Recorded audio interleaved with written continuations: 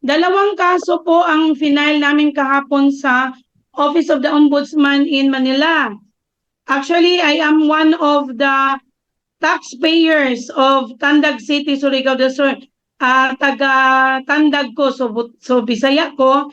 And then, together with me is one other lawyer, si Attorney Alexander Malaki from Lingig. Then meron tayong 6 na mga kaparian from the Roman Catholic Diocese of Tandag who joined us as co-complainants for the 2 cases. Actually, maraming mga violations ang kinaso namin, pero para lang kasi alam ko na limited ang oras natin. So, yung isang kaso is infrastructure projects ng DPWH na award ang mga kontrata, more than 1 billion infrastructure projects ng DPWH na inaward nila sa Surigao La Suerte Corporation, which ang pagmamay-ari ng pamilya ni Congressman Romeo Salazar Momo Sr. Bakit ko po nasabi na pagmamay-ari? Kasi po nakakuha ako ng certified true copies ng GIS nila. Kasi di po ba ang isang korporasyon ay by law, they are obligated to report GIS and other documentary requirements sa SEC. So I was able to get copies po, and in the year 2019, which is CWS, congressman na po siya noon, isa siya sa board of directors ng SLSC.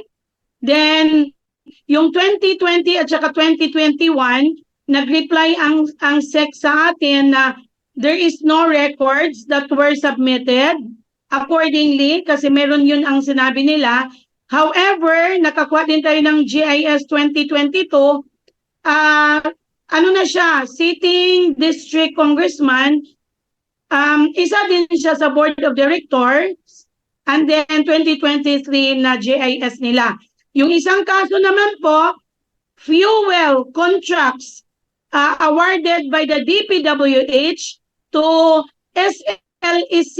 Kasi meron din po silang negosyo na Caltex station o yung mga fuel supply. Kaya po ang isinampa nating kaso, attorney, itong dalawa, itong plunder at saka graft. Yes po.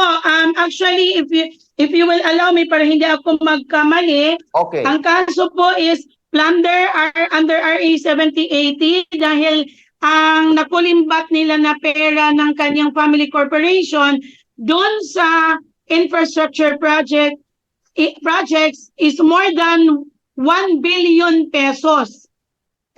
Yung isa hindi umabot ng plunder kasi hindi naman umabot ng threshold na 50 million yung sa fuel.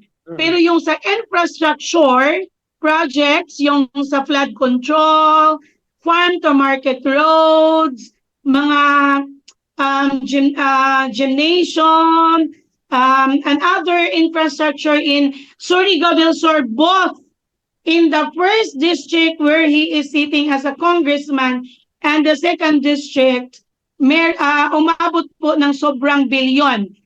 Lilinawin ko lang po, sobra bilyon na nga po na wala kaming nakuha kasi hindi po kami binigyan ng kopya ng kontrata ng 2023 at saka 2024 kung saan grabe ang mga insertions nila doon.